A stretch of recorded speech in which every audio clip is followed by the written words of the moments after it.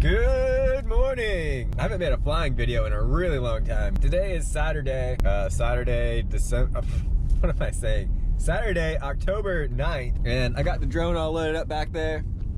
I'm meeting up with my buddy Angel. We're about to rip some packs out here at our newish flying spot.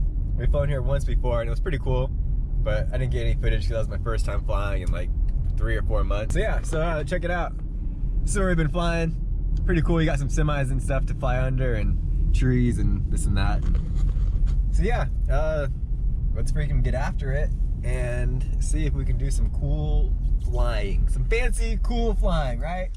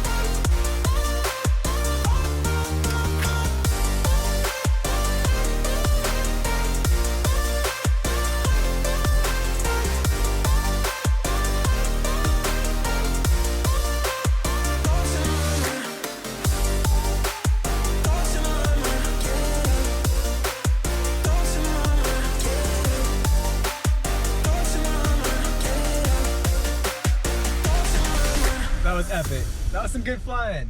You know, I don't really fly my 5-inch that often, and did you see that one part where I flew it under the first trailer and it was like, oh crap, I didn't realize there was a second trailer.